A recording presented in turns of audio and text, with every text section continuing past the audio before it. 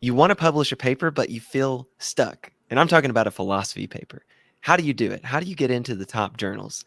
I've got two professors joining me who are going to reveal their secrets. They've published in the top journals, and now they're ready to share how you can do it too. On the right, I've got Dr. Liz Jackson, and in the center, I have Dr. Justin Mooney. Thank you all for joining me again. Thanks for having us. Yeah, great to I be should here. say this, yeah, I should say this is now the third part of, it might be appropriate to call this a doing philosophy playlist. Mm, In a previous episode, we asked the question, should you try to pursue a PhD in philosophy? So that's a whole episode of its own. And then we also looked at how do you do research? And we went through kind of a method for doing that. In this one, we want to know, okay, say you've done your research, say you even want to be a philosopher, but whether you want to or not, there's still stuff here for you. Either way, how do you get in the top journals? How do you publish work? That's what we're going to be revealing step by step. And if it's okay with you all, we'll go ahead and get started. sounds good. great. Okay, so I should say we're calling this Publishing and Philosophy, What You Need to Know. And if it's okay with you all, I'll do the first couple of slides and then just to introduce people how we're going to go through these. So I already mentioned probably the most relevant video to this one is this video here on my channel, How to Find Answers to Your Deepest Questions, the Do's and Don'ts of Philosophical Research. Before I should say this, do you all want to go through those 5 steps just to tease people? They can go check out the video for more. Sure. I mean, so yeah, in that earlier video, we just laid out a 5-step sort of recommended procedure. It's adjustable depending on your specific situation for doing research in philosophy, and either for a school project or to publish or just for your own like personal fulfillment, right? And so that you can see on the screen what the 5 steps were, right? Determine what exactly you're aiming to do. Ultimately, are you writing a paper for a class? Are you trying to publish? Whatever. Then pick your topic or your question or your thesis.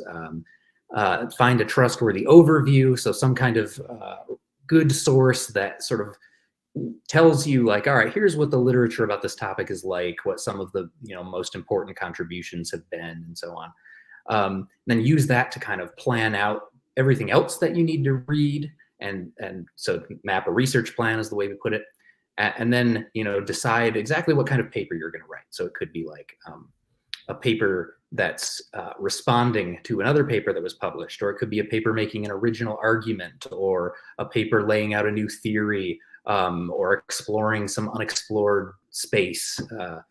So anyway, yeah, that's like the 2-minute version of that video. Yeah.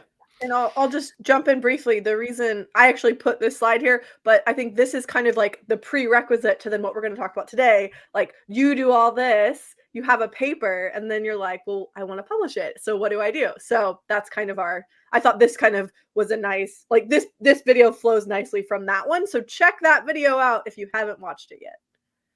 Perfect. In this video, here's what you're going to get out of it. These are the kinds of questions we're going to address, but these aren't the only ones. If you have questions, you can put them in the live chat, and we're going to be taking questions at the end. But in this video, here's what we've planned to address. Should I publish? What should I publish? When is my paper ready to submit? How do I submit my paper? How do I pick a journal? What are the top 20 philosophy journals? What are the top 3 tiers of philosophy of religion journals? That's especially relevant because this channel is largely focused on philosophy of religion. How long does it take to publish? How can I publish before going on the job market? What if my paper gets rejected? That should be one everyone needs to know. It's going to happen, people. And how do I handle a revise and resubmit an R&R? Okay, so that's what we've planned to get to in this video. And for the remainder of these this conversation, you need to know these 2 symbols. When you see a hippo, Justin's going to do the talking. When you see Plato, Plato and Socrates, I think that's Socrates on the left and Plato on the right, but correct me if I'm wrong. When you see them playing b-ball, that's Liz's time to talk. Now, just for fun, tell my viewers why these things? Why, we could have chosen lots of images. Why a hippo and basketball? In my case, the hippo is because I love hippos. Uh, my fiance says that loving hippos is like 25% of my personality. That's a good one. That's accurate. In my Justin, case, oh, sorry, go ahead. I'll say this real quick. Justin has gone on the record recently as saying that if hippos are not in heaven, then he doesn't want to go. So that's how seriously he takes hippos. Okay, Liz, go ahead. I think hippos are in heaven. I'll just say that. So I should have worn this shirt. I didn't think about it till just now, but I do have a shirt with this exact image on it. But it's because I love philosophy and I play basketball. Actually, as a quick side note, I'm on a rec team right now, and we are officially still undefeated. So we have one championship game left, and we might win it all. Anyway, not that anyone cares about that, but I play basketball. Awesome. That's why that's my image. So speaking of rec teams, Liz wrecked me one time in a game of basketball. I've never dared to step foot on this court Jordan, again. you're very good at basketball, and I'm not just saying that. And I don't say had that a to everyone. significant. I think I airballed a layup. I don't think I get to count as good at basketball. You're very But fast and athletic, though. So it was fun to play. It was fun to play, but I don't It claim to be good. Okay, on we go. So first up, we got Justin with this question: should I publish? Cool. Yeah. And the answer to that question is going to depend on your specific circumstances. But my guess is that most of the people watching this video are either philosophy students, maybe undergrad, maybe graduate, or sort of philosophy hobbyists who have publishing aspirations. We've heard from some people like that in previous videos. So I want to talk to both of those groups of people. And I'll start with graduate students, with students in philosophy. So here's the deal. If you are a philosophy student and your plan A is to pursue an academic job, you want to be a philosophy professor or a researcher of some kind, then the answer is that yes, eventually you should publish. Now, we'll talk a little bit later about like at what stage in your education you should begin thinking about publishing. But eventually you should publish. Now, if that's not your plan A, for some PhD students, their plan is to finish the PhD and then go do something else. You know, somewhere along the way, they change their mind, or maybe they, in a few cases, maybe they weren't, they wanted a PhD, but they didn't want an academic job afterward from the very beginning. If you're one of those people, you don't have to worry about publishing. But if you do want a job, if you do want an academic job, the reason it's so important to publish is because the job market is so terrible. And so there are way more young philosophers trying to get academic jobs than there are jobs for them to have. And so it's extremely competitive. And one of the things that can help you the most to be a competitive candidate for academic jobs is having published research articles.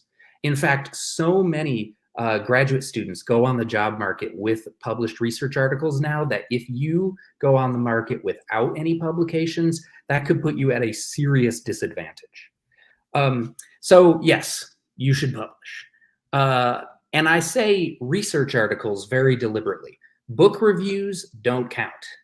I mean, there's nothing wrong with book reviews in themselves, but nobody is going to look at your CV and notice you've published a book review and be particularly impressed by that. So I would actually recommend that while you're a graduate student, don't waste your time on book reviews. Even if you're invited to write a book review, just don't do that.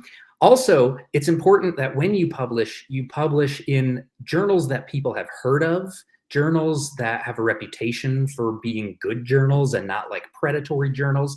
And we're going to say more about this sort of stuff later, so I'm not going to dwell on it here, but you do have to be careful about where you publish. Now, the good news in all of this is, you know, if you're a philosophy student, especially if you're a PhD student in a doctoral program, you have a really excellent resource available to you when it comes to publishing, and that is your professors.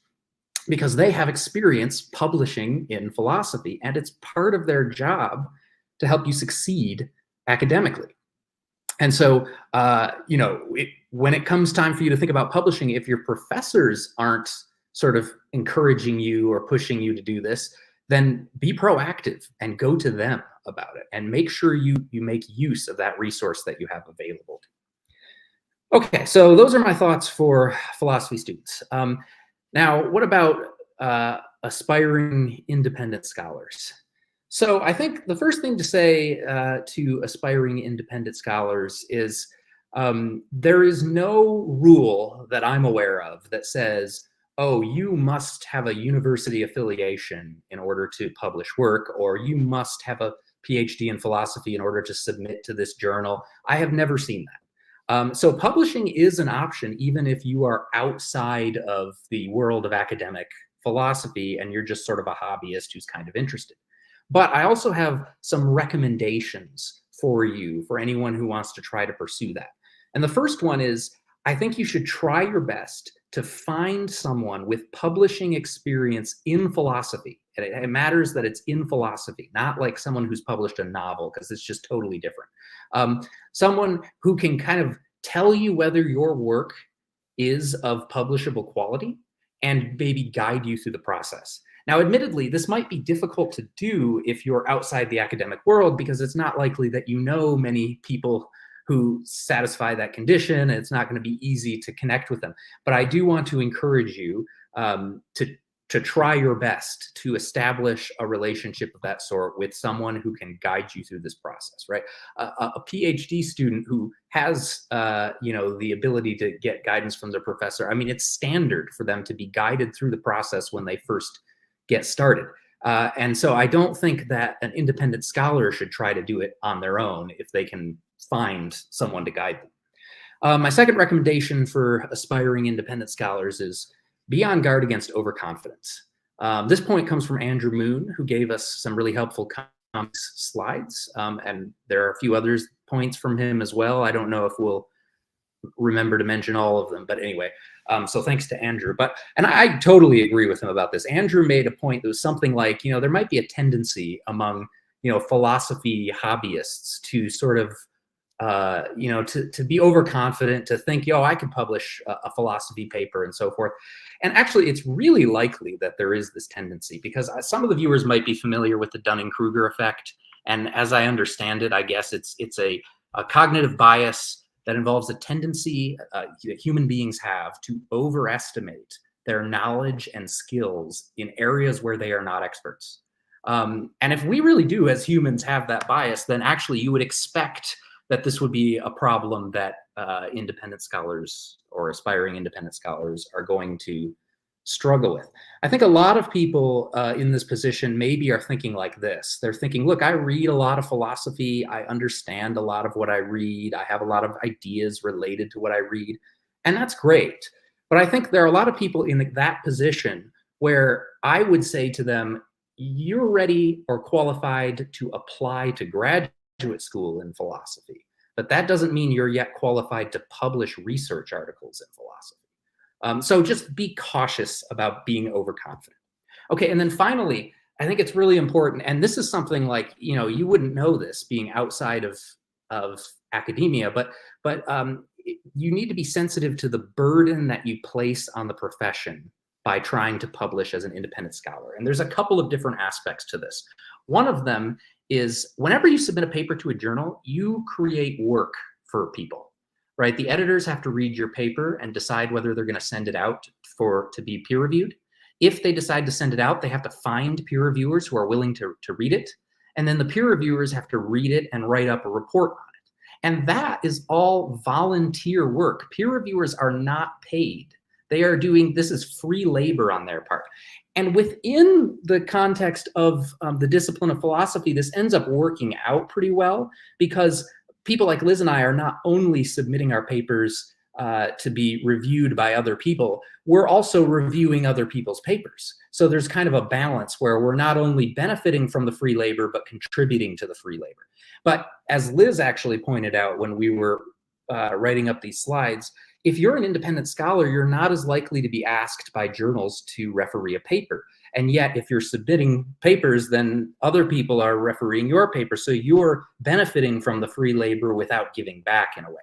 So that's something to be aware of. Another thing to be aware of, and this is another point that I'm pretty sure I stole from Andrew Moon at some point, but anyway, there is a ton of pressure in philosophy to publish. All right, so graduate students have to publish in order to get a job out of graduate school. Pre-tenure philosophers like Liz and I have to publish in order to get tenure.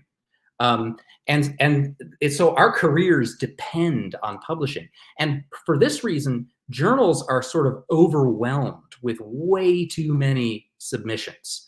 And it's a difficult management problem for editors. It places a burden on referees, and it makes publishing more competitive for people like Liz and I who need to publish for the sake of our careers. And if you, as an independent scholar, are also trying to publish in philosophy journals, that's exacerbating all of those problems. And yet your career doesn't depend on publishing.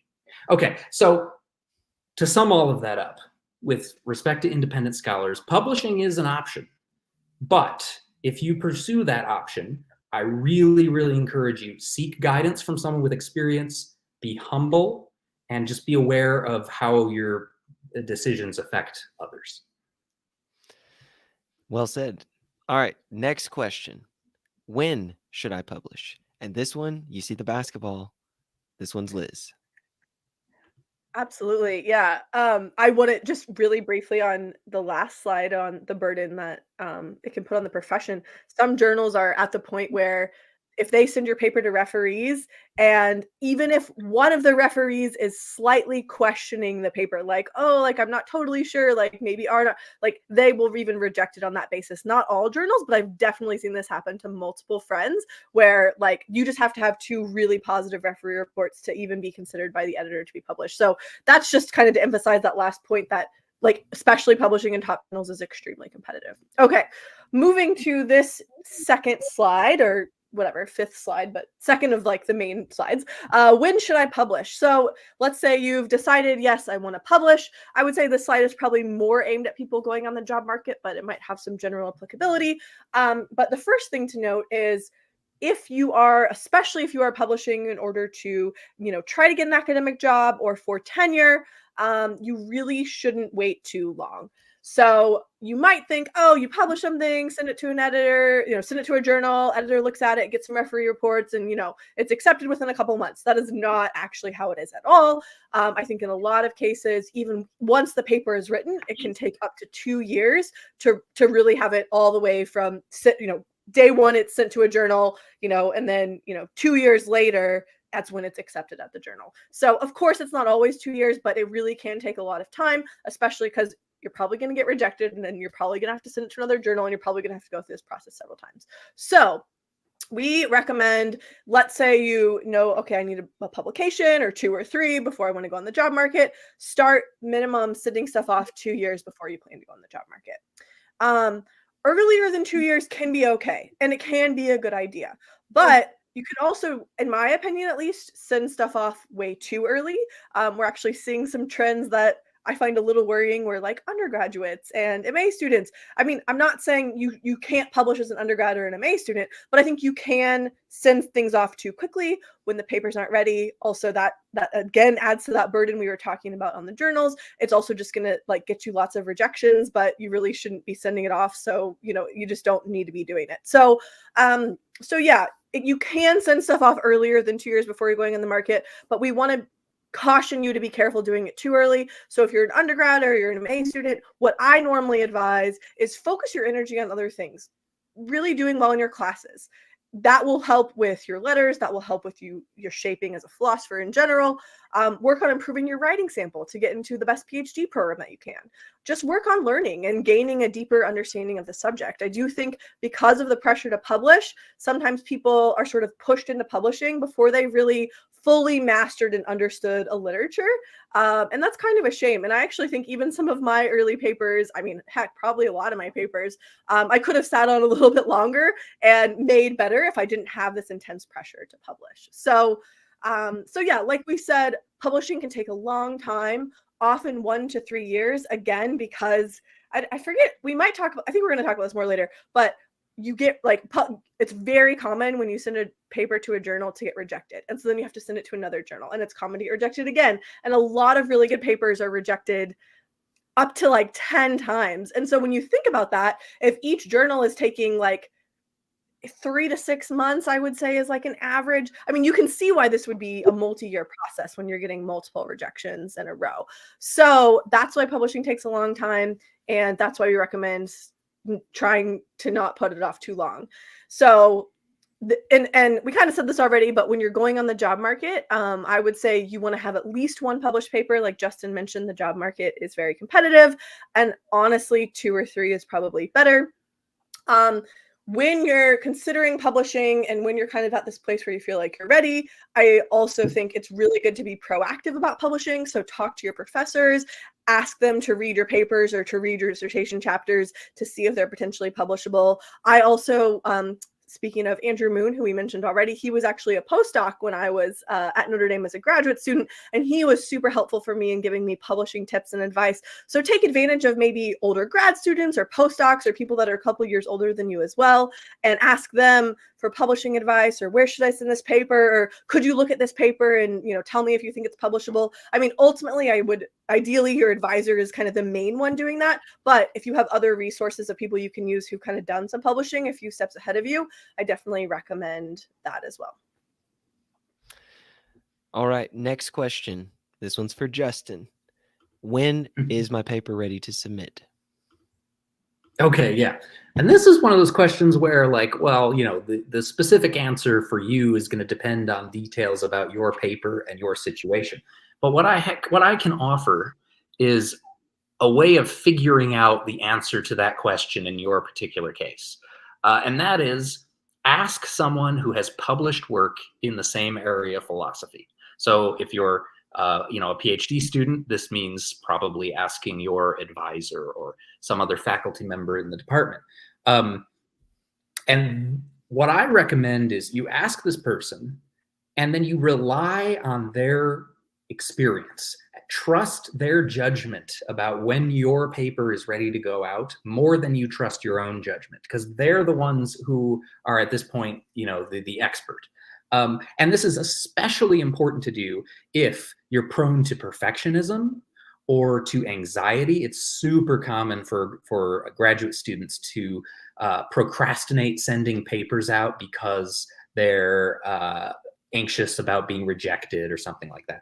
Or if you're prone to overconfidence, which I think this is another one that Andrew Moon added in here, because I hadn't thought of it, but it's a good point. If you're one of those people who's like, oh, this paper is ready to go and it's actually kind of half-baked and it could use some further work, you know, again, you want to rely on the judgment of someone else who knows what they're talking about. Okay, so that's how I would recommend trying to answer this question, right? Another thing to keep in mind, though, in terms of thinking about when your paper is ready, is it's very typical, and typical because it's often a good idea, to present your paper at one or more conferences before you submit it for publication, because that's a great way to get feedback on your work from other professional philosophers, and, you know, make revisions and improve it before you send it out to a journal. So that is it's typical to do that, to conference the paper before trying to publish it, and it's often an excellent idea. However, it's also useful to know, I think, that it's not required. I have never seen a journal say, we won't consider your paper unless you've presented it at a conference, right? So there may be some situations where you have a good reason not to present it at a conference first. However, I would say never submit a paper without getting feedback from at least somebody other than you, you know? So it doesn't have to be at the venue of a conference, but you should always get feedback before you submit something. And if it's your first time submitting a paper to a journal, you should get lots of feedback. You should go to conferences with it. You should have your professors look at it, maybe reach out to other philosophers who work on the same topic, and and ask if they'd be willing to look at your works. And some of them will be, some of them won't be, but get lots and lots of feedback before you try to publish. And then, at the end here, we have in sum, don't go too fast, don't wait too long either, which I guess is correct me if I'm wrong. I don't remember seeing anywhere on the other slides where you name specific examples of conferences. Maybe it might help for people watching, if they're just getting started, they might not even know what kind of conferences you're talking about. So maybe just take a minute and mention that. Sure, yeah. So maybe the first one to mention is the APA, the American Philosophical Association, holds, is it 3 conferences a year? They're regional. Yeah. So there's what is it? There's the Eastern APA. Is it the Central? The Eastern, the Central, and the Pacific. Yeah. And you can definitely submit to those. They're a little bit annoying because they require you to submit really far in advance, and they require a 3,000-word paper, which is longer than an abstract but shorter than most final papers, and so it's kind of this awkward length. But a great place. I mean, if you can get into an APA, that's actually pretty prestigious. It says a lot about your paper, and I've found APAs to be pretty helpful in terms of feedback. I know they can be hit or miss with that, but that's also where I would start, Justin. I mean, it's hard because there is a huge number of conferences that we could mention. There's the Society of Christian Philosophers, the SCP. They often will also have 3 regional conferences similar to APAs, and then every once in a while they'll have like one big conference.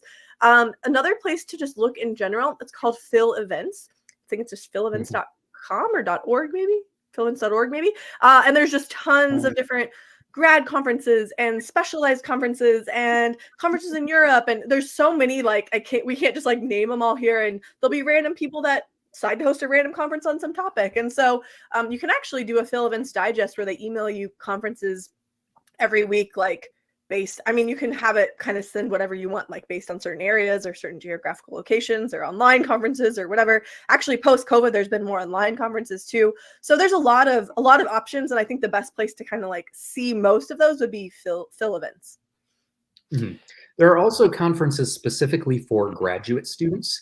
So some universities, I think Northern Illinois University has done this for a while. I think Syracuse University does this, and there are probably many others, where they have a conference that's specifically for graduate students, like presenting research related to their dissertations and so forth. And I think that can be a useful like first conference experience. But I definitely would not say that you should only go to graduate student conferences while you're a graduate student. No, you should go to the big, the actual, like the APAs and things. Well, I say that, and then I've never actually been to an APA, but I've been to some other conferences.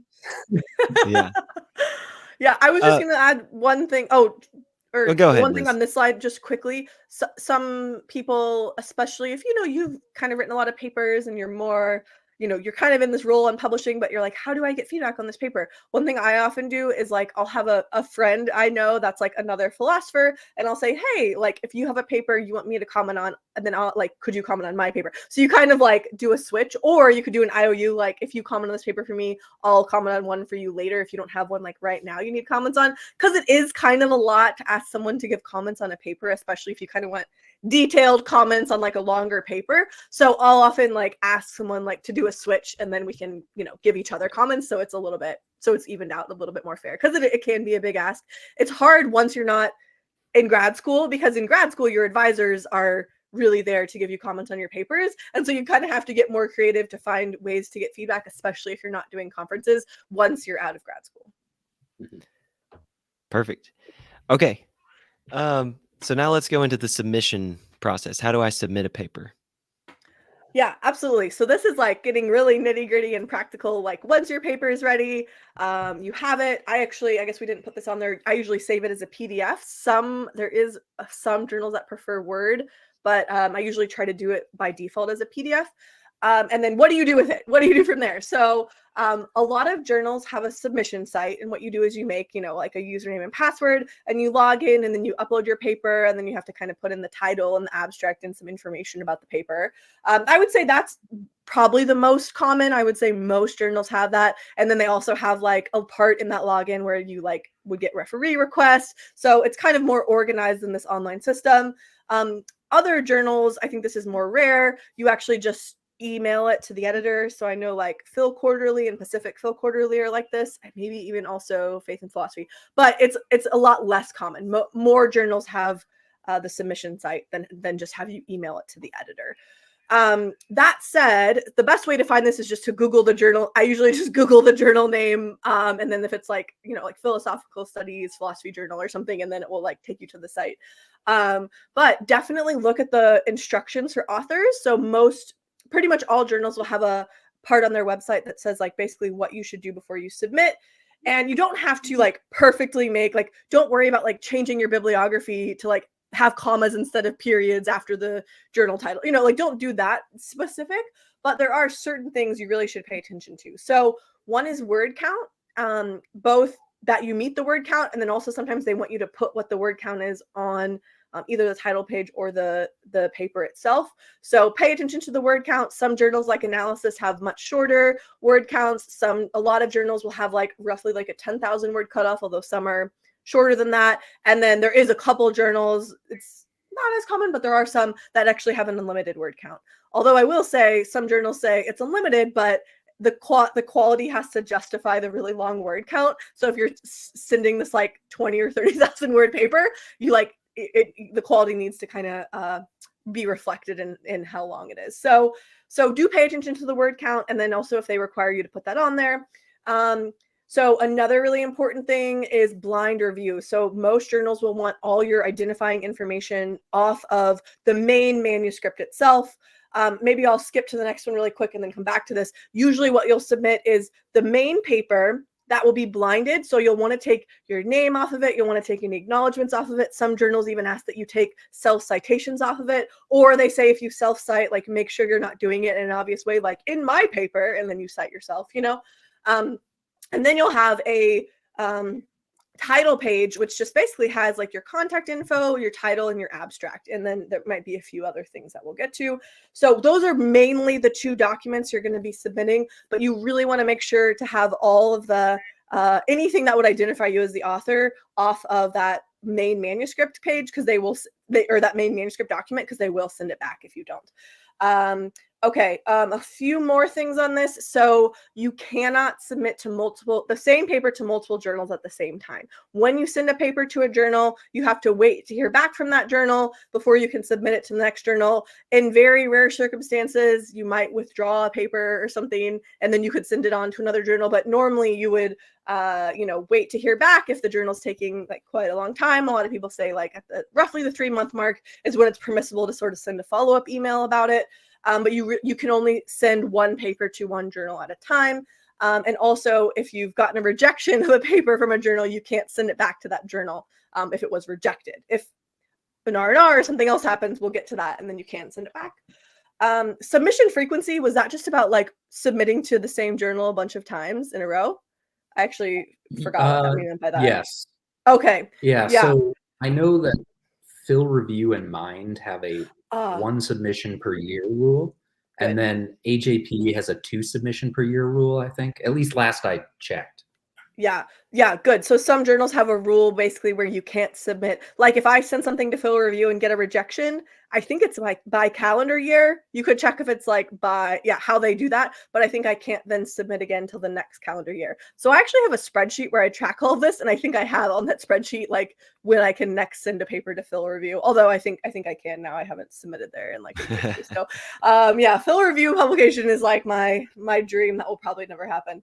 And so then different journals have different rules on this. Also, some journals close for part of the year and they just don't accept submissions at all. So it's worth thinking about that too. Formatting rules for initial submissions. I kind of covered this already, but sometimes they'll ask you to do it like double spaced or make sure you have page numbers. Some journals will want you to have line numbering, and they tell you how to add that on Word. I forget, but there's an easy way to add it. But you really just want to do the, I would say, kind of the minimum that they require for the initial submission. And then when you have, like, if your paper is finally accepted, you'll probably have to do more intense formatting that involves like making sure the bibliography meets their style guidelines. Sometimes you have to convert footnotes to endnotes, that kind of thing. So I would say just do the minimum they ask for when you initially submit. Don't go through and like format your bibliography to fit each journal, because that's just wasting your time. Okay, the last thing I was going to put on here, this is like a new thing that I've been getting. I don't know if you've gotten this, Justin, but I keep getting papers sent back because I don't have a statement on compliance with ethical standards on them. This has happened to me like 3 times in the past year. I think it's a new thing that journals are doing. So what I now put on all of my title pages is compliance with ethical standards. There are no potential conflicts of interest. This research does not involve human or animal subjects. And they require that to just say, there's not a conflict of interest here, and then I don't need like IRB approval for this research. If you were doing experimental philosophy and actually doing IRB approval, you'd probably have to write something else that says, you know, I got the relevant approval for this, that it's ethical to do this research or whatever. But otherwise, I would just put that on all your title pages, because I have had those sent back several times. So small little note there, but could save you a week or 2 of review time, because sometimes it takes them like a week to get back to you and say, put your compliance with ethical standards on your title page. You know what I mean? So it just kind of wastes your time. Man, I really hope people, please let me know in the live chat.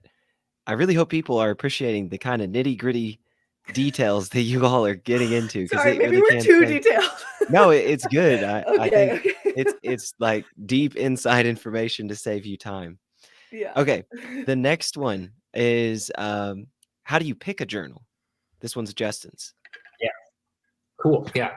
So I would say, I mean, there are a lot of journals out there. So, you know, you at first, you know, you've got a job of like narrowing it down, right? And I would say there are 3 criteria that are absolutely non-negotiable. Like a journal has to meet these 3 criteria for you to even consider submitting to it.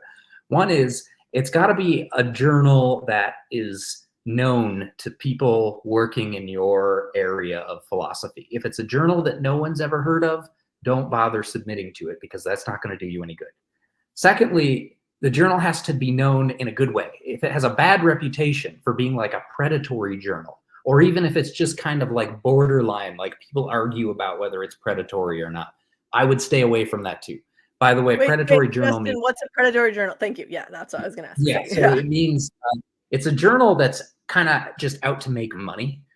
And so they tend to charge for submissions, or at least for publication, and they don't really care much about the quality of what they publish, because they're just trying to charge people for, you know, submitting their work. So you don't want to submit it to a predatory journal. And then you want to make sure that your journal is like relevant to your topic. So for example, if you're writing an ethics paper, you don't send it to a biology journal. Now, of course, that's like maybe painfully obvious, but even, you know, more narrowly, like within philosophy, you know, you don't want to send a philosophy of religion paper to a philosophy of mind journal, except maybe if it's like if it overlaps a lot with philosophy of mind for one reason or another, right? So you want to look for a journal that seems like a plausible fit in terms of topic. Okay, so I would say those 3 criteria are like the minimum. Like if a journal has to meet all those 3 for you to even consider it. But there's still going to be a lot of journals that meet all 3 of those criteria. So then where do you go from there? Well, so there are some other factors you can consider. One is reputation. So some journals have a reputation for being more prestigious or less prestigious. And there's, you know, we could fight about exactly like how significant or trustworthy that reputation is, but it is a thing. Acceptance rate. Some journals have a very, very small acceptance rate. So like only like 1-2% of submissions get accepted. Others have a much bigger acceptance rate, so your chances of getting accepted are higher. But also prestige and acceptance rate are kind of inversely related, at least roughly. So that's something to think about. And then turnaround speed, which matters more if you're approaching a relevant deadline, like if you're getting closer to going on the job market, or you're getting closer to applying for tenure, right? So how fast is this journal? Some journals have a reputation for being faster, some for being slower. And so that's something to think about. And we're going to talk a little bit more about that later, so I won't go into more of it now. You're going to give specific Now you journals might in think, a minute. what's that? I was just saying you're about to give like specific journals in a Oh, minute. So that and yep. that's probably when you're going to say that, just so people know what's coming. Yep. And if you're wondering, like, well, how do I find out this information? Like, how do I find out about a journal's reputation and its acceptance rate and so on? Well, if you're a graduate student, ask your professors. They know this stuff. But another option is the American Philosophical Association, at least last I checked, is still doing this journal survey. I didn't log on today to see if it's still there, but at least at one point they were doing a journal survey where people could self-report like their experience with a journal, and data is then collected, and then you get like this chart about like, okay, here are the different journals and their acceptance rate, their average turnaround, that kind of thing. Okay. I also had somebody point out once, I thought this was a good point, that if you're looking for a journal that's a good fit for your paper, one nice way to figure that out is to look for a journal that has published papers similar to yours or papers that your paper cites. That's a pretty good indicator that, oh yeah, that would be a good fit because that journal seems interested in this topic. Yeah. And then we've mentioned this a couple of times already, but yeah, you don't want to publish in low-ranked journals, predatory journals, things like that. Okay. Now we're getting into specific journals. So Liz, take it away. Yeah, and I'll just say, sorry, just super quickly on the last point, I do see, unfortunately, like a lot of grad students that just kind of get really excited about publishing and then just start sending their papers off to, like, not even like, it's like, oh, they're not top 20. It's like journals that like really no one's heard of or just are not well ranked. Even if they're not predatory, they're just really low ranked journals and they kind of accept a lot. And so honestly, like, don't do that. Like, that's probably not going to help you. That could even hurt you. Really focus on quality if you can. I think that's really, really important. Again, and I'm not saying you only need to publish in these top 20 journals on the screen right now, but just be wary of just sending your paper off to any journal whatsoever. Especially those journals that some journals will email you and like ask you to submit to them. Those are often predatory journals.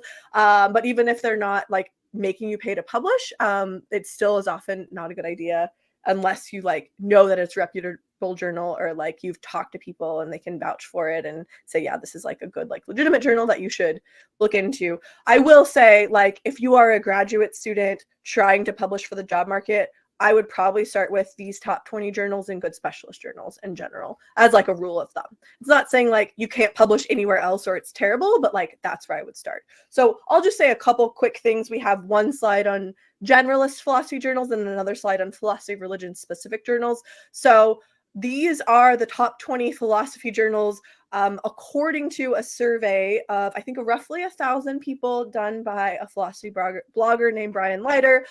What these journals are is they're generalist journals, meaning at least in theory, they publish general philosophy, not just like, it's not like just an epistemology journal or like just a philosophy of religion journal.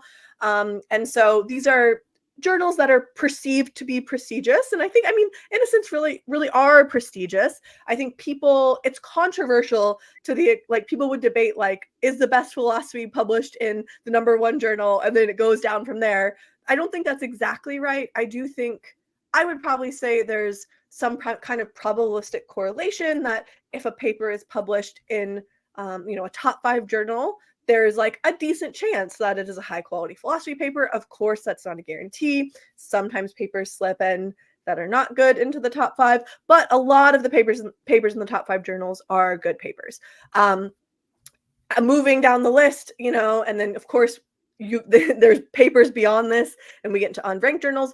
There can be really great papers in unranked journals. So we're not saying only the good papers are here and every other paper is bad, but it is kind of a probability thing. I will say it's like, I think, a lazy heuristic that a lot of philosophers use to like judge how good other people are at philosophy or at publishing. And the real way to get to know how good someone is at philosophy is by actually reading their work or actually listening to them give a talk. So I wouldn't, this is a heuristic, but I wouldn't take it as gold or oh, the paper is published in Phil Review, it's probably a good paper, not for sure. So anyway, very briefly, there's the top 5 journals. They're very hard to publish in. They are competitive. They probably have low acceptance rates. I will say a lot of people that I know, both grad students and professors, like don't ever send papers to these journals. Like they just don't even try. And I kind of don't get that. Like you're never going to get a paper into those if you don't try. I have published in these journals, so has Justin. And I've gotten a lot of rejections from these journals as well. But I'll say that often, like I think when I sent papers to these journals, I was like, there's no way they're accepting this. Like might as well throw it out there. But I was very confident it wasn't accepted. And then it ended up being accepted. So I encourage you, if you're kind of on your publishing journey, go ahead and try. Like send it to a top 5 journal. You know, the worst that can happen is that it'll get rejected, which is very likely to happen anyway, unfortunately. But you know, rounding out the top 10, those are all excellent journals, very, very good ones to publish in. I'm not going to necessarily talk through every single one. And then, you know, in the next column, we have, you know, 11 through 20. I will say too, these journals, they kind of move around a little bit. Like the top 5 generally say the top 5, the top 10 generally say the top 10, but they do like move up and down gradually. And like, I think Ergo was like last survey they did was closer to 20. Now it's moved up, just as an example. So, you know, the journals kind of move around a little bit, but like, I think for the past, at least since I've been like thinking about publishing, they've at least been like roughly in this order. So that's what I have to say about that. Did you want to add anything, Justin? Yeah, I mean, that all sounds exactly right to me. I think, yeah, like if you take the top 5, for example, it seems like Phil Review is pretty much always number 1. Actually, there was a survey that used it wasn't some kind of study or something. I guess it was on a survey that used a different method recently, and Phil Review came out lower than you'd expect. But it does seem like the top 5 are kind of always the top 5, but their order relative to each other, I see varying quite a bit. Yeah. Anyway, I had one thing about this. So obviously, the acceptance rate, like, it's going to be tough to get into these. Period. But especially the top 5, the acceptance rate is very low. Yeah. Given that this channel is focused mostly on philosophy of religion, your chances of getting in these journals is even worse. You can tell me if I'm wrong, but these journals typically, though sometimes they do, but they typically don't publish philosophy of religion type stuff. Correct me if I'm wrong, though. Yeah, I would be curious on your impression on this, Justin. I have made it a personal goal to try to publish philosophy of religion in generalist journals as like a challenge, because I do think it can be hard, especially if it's a kind of more pro-religion article. But I was very happy I got a paper on faith in mind that was pretty pro-religion, so I felt like a personal accomplishment. But yeah, I think you're generally right, Justin. It can be hard, and you can get more pushback from referees, especially again if it's kind of like a more pro-religion paper. But I will say, Phil religion papers do make it in the top journals, and I do think like it's worth trying. Like again, I just feel like a lot of people just send their paper first to like, I don't know, maybe a 15 to 20 journal, or maybe even below that as their first try. And I guess I want people to try more. I know it comes with more rejection, but I think it's worth it. So I don't know what you think, Justin. Yeah, I guess my impression, and it's only an impression, is that actually there's a lot of Phil religion that gets published in the top generalist journals. I've published in some of them. I've got I have a Phil religion paper in which one is it? Oh, Phil studies, and a couple in analysis. But I've seen people. There are certain journals that don't publish a lot of Phil religions. For example, I think Philosopher's Imprint doesn't seem to publish very much philosophy of religion, and Journal of Philosophy doesn't seem to publish very, very much philosophy of religion.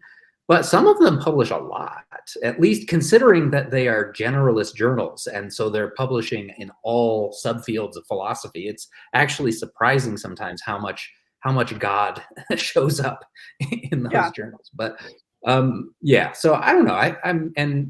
I'm not really sure. I think we would have to actually have some data here to be confident about. But I want to generally encourage people to send your philosophy of religion to generalist journals. I think it's a good idea. I want to see more Phil religion in these journals. So do it. I agree. Speaking of philosophy of religion, there are journals that are specifically for that topic. So let's turn to that now. You've ranked them in 3 tiers. So will you go through those? So this is a very systematic ranking, done by the very best statistical methods, aka me and Justin's intuitions. So this is going to be very controversial, and I think generally there's probably something here, but I think philosophers of religion will probably disagree on this. So I want to make that caveat. But yeah, I think sometimes it's appropriate, and especially I think some papers are very, very, very Phil religion-y, and you're like citing a bunch of Bible verses. Like, I would still try to send that to a top journal, like a top generalist journal, but in some cases it makes more sense to send it to a Phil religion journal, and this is a Phil religion channel. So I thought I would mention some of the philosophy of religion journals. So Justin and I roughly organize these by tier. We put in the first tier Oxford Studies in Philosophy of Religion, Faith and Philosophy. That is actually the journal of the Society of Christian Philosophers. And then Religious Studies. I think those are all generally taken to be pretty good, well-respected places to publish Phil religion. Religious Studies in particular is known for having very fast turnaround times. So I like that journal. Justin and I published a co-authored paper there, so shout out. Tier 2 would be Journal of Analytic Theology, International Journal for Philosophy of Religion, and then this new journal, Agathos. Actually, I don't know how to say that. So it used to be the European Journal for Philosophy of Religion, which got actually turned into a predatory journal, which is very sad. So it's now pay to publish, but they made like a new version of it. And then there's sort of what we call tier 3, which would be American Catholic Philosophical Quarterly, Theologica, Sophia, Philosophia Christi. And so again, it's not saying like these are bad journals or you should never publish there, but I do think there's like generally a perceived quality and maybe even somewhat an actual quality in the first tier. Probabilistically, that wouldn't be in the third tier, but of course, great papers are in the third tier, and of course, sometimes not as good papers are in the first tier. So that gives you a rough sense of kind of some controversial opinions on the tiers of philosophy of religion journals. And I will say too, and Justin I think knows more about this as it's one of the things he, at least in AOC for him, but there is good journals dedicated to non-Western philosophy. So some of these journals, maybe like Faith and Philosophy, tends to be like a little bit more Christian. And so sometimes if you're doing like a paper in Eastern or non-Western philosophy of religion, you could also look at journals like Philosophy East and West. I will say too, I know Religious Studies in particular, Yujin Nagasawa is the editor. He is very intent on publishing not just Western religious papers from Western religious traditions, but he wants to publish Eastern and non-Western philosophy in that journal. So I would highly encourage people, if you're doing non-Western philosophy of religion, to also just try the other journals, but you could also publish them in like an Eastern philosophy journal or something. Did you want to add anything to that, Justin? Yeah, I'll just add Sophia is another one that's pretty good about being religiously diverse. And to some extent, International Journal for Philosophy of Religion, I think, is pretty good about that. So that's something to note. And also, although we did just kind of write up this tier list, this question has come up before in one of the Facebook groups where a lot of philosophers who do philosophy of religion hang out. And this is about what you usually see people saying when they, when you get a bunch of philosophers voting on like what's the ranking of the philosophy of religion journals. It usually looks something like this. There's kind of a rivalry between faith and philosophy and religious studies. It seems like there's a fight about which of those is the better journal. But anyway, most people seem to agree they're both up there at the top. Yeah, for sure. Correct me if I'm wrong. In the slides that follow, I don't remember you all saying anything more about specific predatory journals. Do you want to mention some by name? I hate to call some out, but I think people need to be aware. If you could give maybe one or two examples of like, when we talk about a predatory journal, this is an example of one.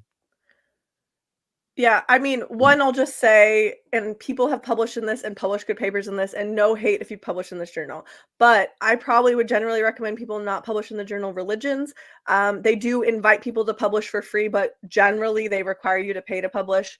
And so that is kind of a common Phil religion borderline predatory journal, maybe predatory journal. I don't know if you would classify it as full-blown predatory, but that is one that comes to mind. Philosophies, I think, is one, although that's not a Phil religion specific journal. They like email me all the time though. It's really annoying. I don't know. I feel a little bit bad calling these journals out, but I don't know. Was there any other ones that are common, Justin? We had talked about this earlier, so the religions did come to mind as one that's a little sketchy. It's kind of Yeah, like you said, it's on the sketchy. borderline. A lot of them I don't know because I don't pay any attention to them. I just know that when I get an email that says, "Hey, we noticed that you recently presented such and such paper at such and such conference. Would you like to submit it to our journal?" That is pretty much always a, a predatory journal. I like to Absolutely. say there are two kinds of academic spam mail that you can get. One is people incoherently rambling about what they think are profound philosophical ideas that they think you'll be interested in. And those can be a lot of fun. And then the other is like predatory publishers and journals that are trying to get you to submit to them. Yeah. No, the latter is really annoying because they spam you. Like I sometimes get multiple per week, if even not even per day, and you can't unsubscribe, or at least I don't know how to unsubscribe. So it's really, really annoying. So anyway, if a journal's emailing you, unless you like know it's on a top 10 or top 20 list, or someone tell but usually if they're emailing you asking you to submit, it's probably a predatory journal, unfortunately. Yeah. One last question on journals, and then I promise we're moving on. All of the journals you've listed, both on this slide and on the one now on the screen, those are all free for you to submit to, correct? Yes. Yeah. Actually, no, incorrect. Phil imprint is $20, and I think Ergo is $20. Is that right, Justin? Ergo might be free now. They definitely were. Yeah, but I think that they got some funding or so. I could be wrong. I'd have to check on Ergo. Okay. No, you're right. I submitted them. I've only submitted them once, and it was a long time ago. So I think I did pay $20. I actually think it's not the worst in the world that they charge a small fee to submit, because it is kind of put a little barrier there to you to think like you are putting this burden on people. You're creating work for people, and so like a small fee does kind of help fund the journal. So I think that's a much better model. I mean, there's a lot of debates that we don't need to get into here about what's wrong with academic publishing and what's the best model here. But some journals have gone to a model where once you get your paper accepted, it's like $3 to $5 grand to publish it, and that just seems like my research budget is like not $3 grand a year. Like I could not pay for that. So anyway, I prefer like a $20 submission fee for everyone to like a big fee to publish at the end. So yeah, so there is small fees associated with some of these, but none of these journals. Thought is one that used to be, I think, in the top 20, and now they're pay to publish, and interestingly dropped out of the top 20. So, yeah. So I said the last question. This will be it, and then I promise we're moving on for the sake of time. So it's not merely the fact that a journal asks you to pay that makes it predatory. Because one thing you've said is stay away from predatory journals. So I want to try and be clear about what constitutes one. A $20 fee is like, okay, that's reasonable. A $3,000 charge if you get accepted, that seems like, yep, you're in the predator camp now. But also what makes a predatory journal is when you're getting these kinds of emails you said where it's like, hey, you presented this, why don't you submit it to our journal? You think, hey, when you're asking me to do that, you're a predatory journal. The journals on this screen don't do that. Yeah. But I mean, yeah. The way I would put it, sorry, go ahead. No, go ahead. You go first. I think the way to think about it is it's a matter of how do they balance making money versus publishing quality research. So the predatory journals are focused more on making money and don't care so much about the quality of the stuff that they publish. That's the way I would think about it. So in the case of a journal that charges like a small fee, like $20 for a submission, but then also, sends their papers out to top philosophers to be refereed and is very selective about what they publish and so forth, right? That's not a predatory journal. And ways to look, how do you tell, right? Well, look at who cites them, who cites papers in that journal, who publishes in that journal, those kinds of things. Perfect. Funny remark now to lighten the mood. We're like, stay away from these predatory journals. Maverick Christian, he said, "Ergo is free now." Nice. And he said, even then, I guess when they were asking for money, he said it was a suggested donation. That's probably true. Yeah. Yeah. And So like also grad true for students Phil. wouldn't be expected to pay. Yeah. Oh, true and for this film. comment was True. funny. He said, "I like the idea of having a fee because what you get is priceless. All those heartbreaking rejections." Very true. Very Yeah. true. And It does feel a little it's sad to pay also- $20 and then get rejected. Yeah. I believe with Phil Imprint, it's also actually a recommended donation, technically. Mm. Okay, so let's keep pressing on. Once you've submitted, you've gotten your paper ready, you formatted it all the way the journal wants, you picked a journal, you send it to them. How long does it take to publish? Okay, so the publishing process is slow. And I think to understand why, it's useful to have a sense of like, what are the different verdicts, initial verdicts you can get from a journal? So really quickly, at a certain level of abstraction, there are 3 verdicts you can get. You can get an acceptance, a revise and resubmit, or a rejection. An acceptance means they're publishing your paper. Revise and resubmit means they're rejecting it, but giving you a chance to make changes in response to the feedback from the referees and then submit it again. And then a rejection means they're rejecting it and they don't want to see it again. And then in each of those categories, there are some subcategories as well. So like a conditional acceptance is like where they're like, all right, we'll publish it provided that you make these changes, right? Or some journals distinguish between a major revision and a minor revision. And then with rejections, you can get rejection with comments or a desk rejection. And a desk rejection means that they reject it without even sending it out for peer review. And that can happen for a variety of reasons. In some cases, it's because they think the paper just doesn't look like it's high enough quality to even be sent out to reviewers. But it can also be because they just think it's not a good fit for their journal. Or in some cases, there are some journals that are very competitive and they just take that as an opportunity to be extremely selective. And they just sort of pick their favorite submissions to send out for review and desk reject everything else. So, there's lots of reasons a paper might be desk rejected. But here's the thing. So it takes about 2 to 6 months in most cases for an initial decision, an initial accept, reject, or revise and resubmit from a journal. And as we mentioned before, you can't submit to you can't submit the same paper to more than one journal at once. So you have to go one journal at a time. And it's rare to get an acceptance or even a revise and resubmit at the first journal that you submit to. More commonly, you will submit to 2 or 3 journals before you get traction with one of them.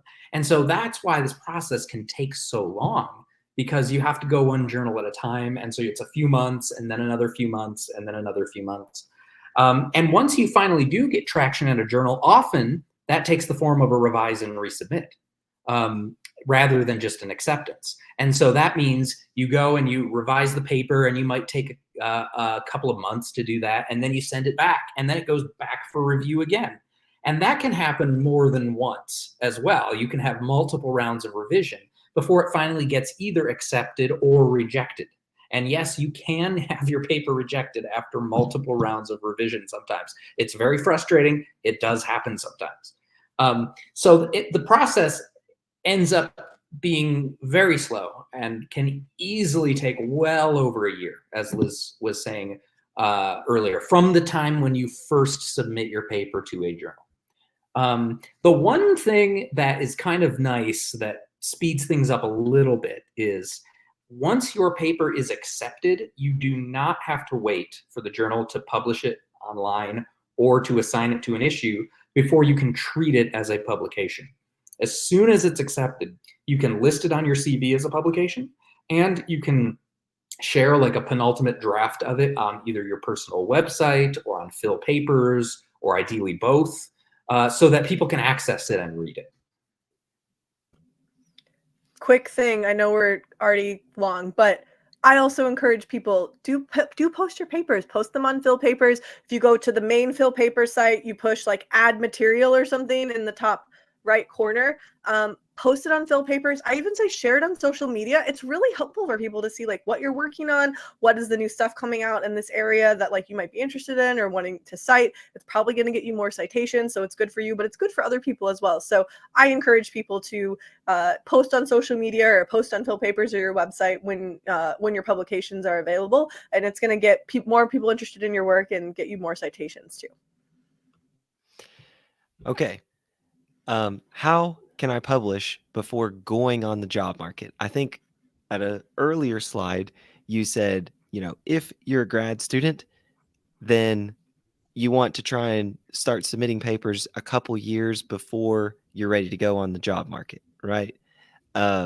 So I think that I'm just phrasing that here because it seemed related. But how can I publish before going on Absolutely. the job market? Yeah, I mean, that's why we advise to try to be working on this, be sending things out, sorry, to be clear, 2 years minimum before you're going on the job market. And that probably means you're working on the writing and working on the papers 3 to 4 years, at least. So, but yeah, we really strongly advise in almost all cases to have at least one publication before going on the job market. So Justin mentioned the job market is extremely competitive. Almost everyone going on the job market will have publications. There are some exceptions, and I have heard of people to get jobs without publications, but often like they knew someone at that school, they were invited to apply. It's usually a special circumstance. So there are special circumstances, there are exceptions, but in almost all cases, I would probably say wait until you have at least one publication before going on the job market.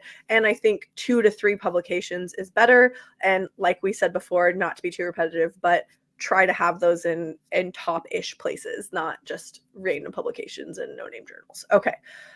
So given that you really need at least one, if not 2 to 3 publications for going on the job market, how do you do that? So Justin and I were both in the fortunate position of having some. So we're going to try to give some advice, maybe some ideas of things that we did. Actually, I don't know if Justin did all these things. These are things that I did at least. One thing I did is I wrote my dissertation as standalone chapters in the format that I would send to journals. So I did not write a book. I didn't have the chapters referencing each other. I didn't require tons and tons of rewriting and revisions before sending them off to journals. And in fact, I would write a chapter. I would, I did the things that we said. I got feedback from a lot of people. I would try to present it at some conferences that have my advisors comment on it.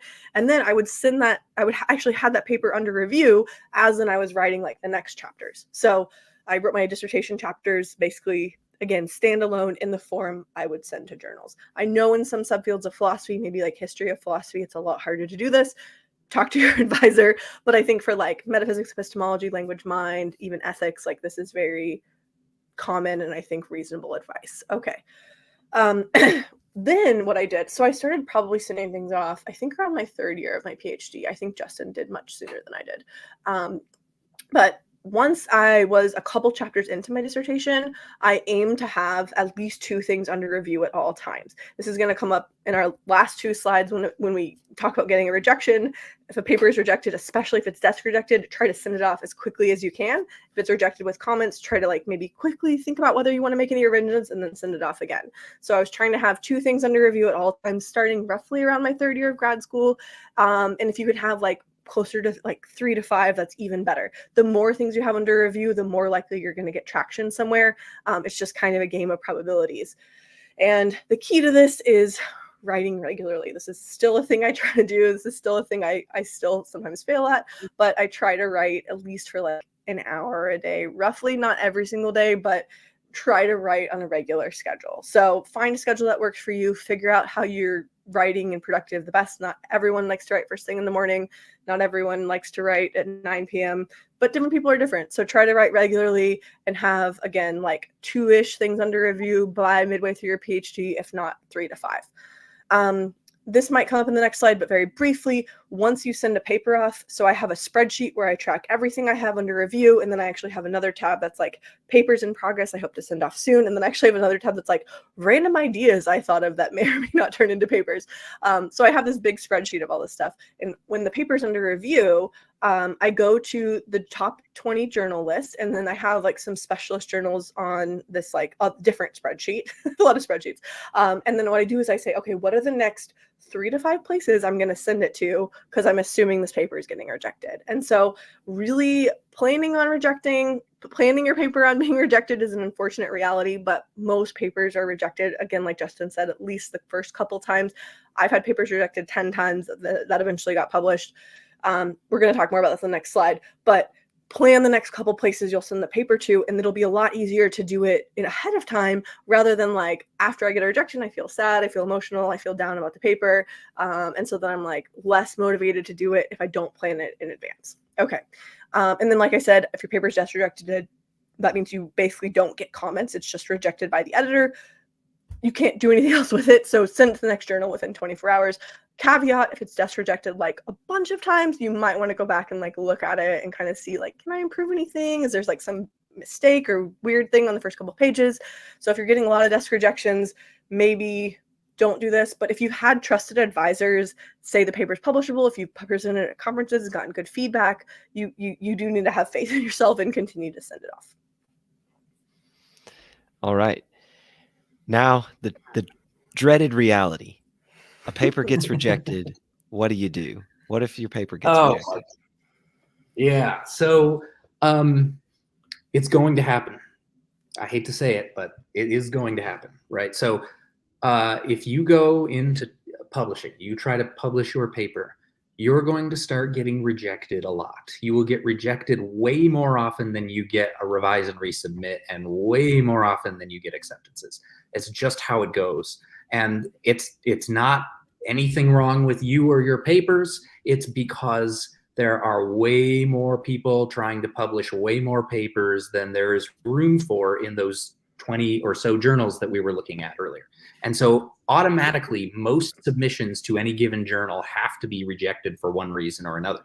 And the upshot of this is that lots of good papers get rejected for bad reasons. You might, if you're a philosophy student, if you're like a graduate student in philosophy, you've probably noticed by now that philosophers have lots of idiosyncratic opinions about all sorts of different things. Well, it turns out they also all have their own idiosyncratic opinions about your paper.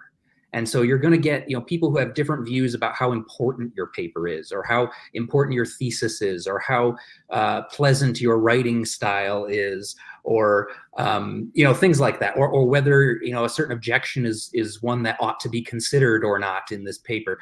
And so you're going to get things rejected for all sorts of, sometimes bizarre reasons, sometimes very questionable reasons, and you can't really predict some of the things that referees end up saying, right?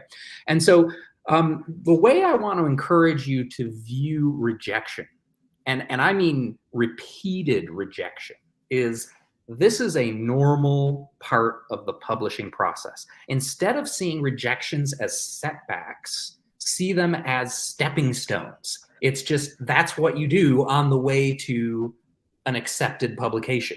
You get rejected a couple of times along the way. It's just part of the process. So that's what I want to encourage you to view rejection that way. Someone once told me, someone that I trust about this, once told me that the people who are most successful in life are actually rejected way more than the people who are less successful. And that's because they try way more. And so they fail way more, and they just keep trying and trying and trying, and then they end up being successful eventually.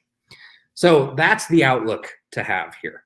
It can get discouraging, I get that, but try your best to think of this as just a normal part of the process, and be very careful about interpreting a rejection, since rejections can happen for all sorts of reasons, some of which are poor reasons.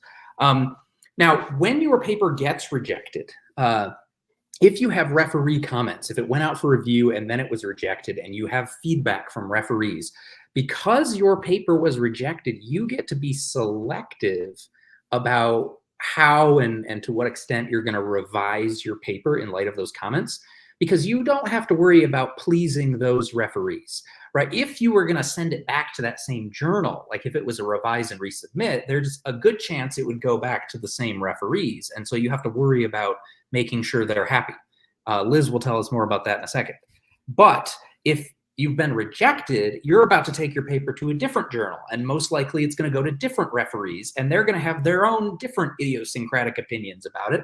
And so you don't have to address everything that the referee said at this rejection. One procedure you could use, we have it on the slide here, is you could revise your paper in light of a suggestion if either the suggestion sort of resonates with you, you're like, yeah, that would make this a better paper.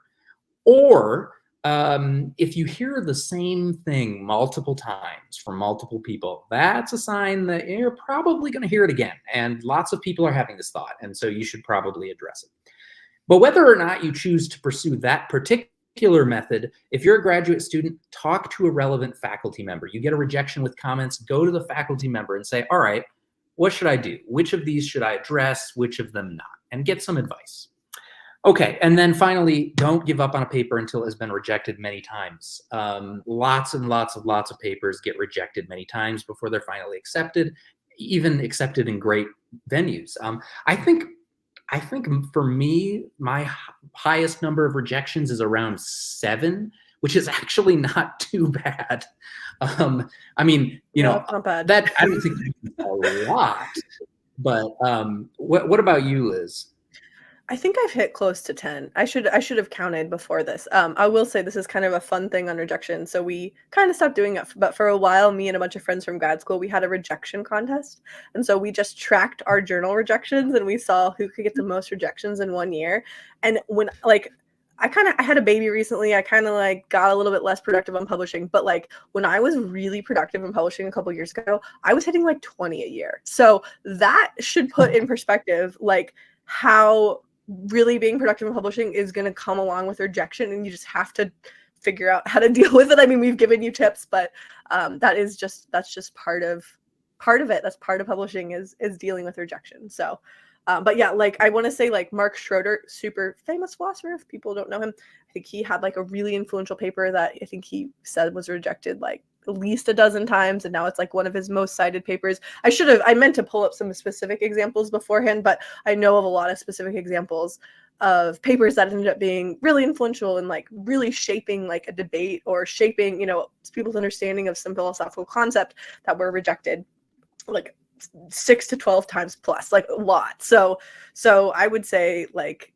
really, like Justin said, I like the idea of seeing rejection as a stepping stone, and don't like stop sending a paper out just because it was rejected 2 or 3 times. Like maybe if you hit 10, then maybe you should like get some outside feedback. But even then, like I still think it could be publishable and it could be something you keep sending off. There's 20 top journals plus specialist journals, so that gives you at least like 10 to 15, and then there's like also a top 30, so that gives you 10 more. So anyway, there's a lot of places you could send it. Is that it for this one? This slide? Yeah, I think so. Yeah. All right. So I think the next one is the last one. Could be wrong. Yeah. A revise and resubmit. How do you handle that? Yeah. So R&R stands for revise and resubmit. Some journals call it reject and resubmit. I don't really interpret that super differently than a journal that calls it revise and resubmit. But R&R is what it's called. So most papers, it is pretty rare to have a paper accepted outright. I think I've had that happen maybe once or twice. I know I've had it happen once. I can't remember if I've had it happen twice or not, but it's very rare you send a paper to a journal and they just accept it. Actually, no, I've had it happen twice. But yeah, like it's rare. In almost all cases, if you're going to get a paper into a journal, you're going to get an R&R first. Okay. That said, getting an R&R is great. If you don't have experience publishing, you might think, oh, that means there's all these problems wrong with my paper. No, it means the editor sees like that there's potential in your paper. They want some revisions first, but this is like a very good sign. Like your chance has gone from like 5 to 10% of getting into like 50 maybe. I mean, I don't know exactly like what percentage of R&Rs are accepted, but maybe over 50. So really good sign. So awesome. Good job. You got an R&R. Put the R&R at the top of your to-do list, especially if you're, going on the job market soon or going up for tenure soon. But it really shouldn't be something that you just like wait a couple years to do, or even like half a year. Like I would say, try to do it as soon as you can. My advice is to aim to complete it within roughly a month. This is going to be context dependent. It's obviously going to depend on other things you have going on, and some R&Rs are much, much more difficult. There's a lot more comments. Some R&Rs are much easier and there's less comments. I will say too, normally when I get an R&R, I look at the comments and I think, holy crap, that's a lot. I'm really overwhelmed. But once I get down to the nitty gritty of it, it's actually not too bad. What I do is I write all the comments out in a Word document and I like put them in a certain color, like a font color. And then I change the color as I work through them one by one, kind of like baby steps, and change the color as I do it. And that feels a lot more manageable to just focus on one comment at a time, rather than trying to just think about all the comments together in your head. That's when it gets overwhelming. So try to do it kind of point by point or comment by comment. That said, it is extremely important that you really take the referee's comments very seriously, and to the extent that you can, at least do something in response to all the referee's comments.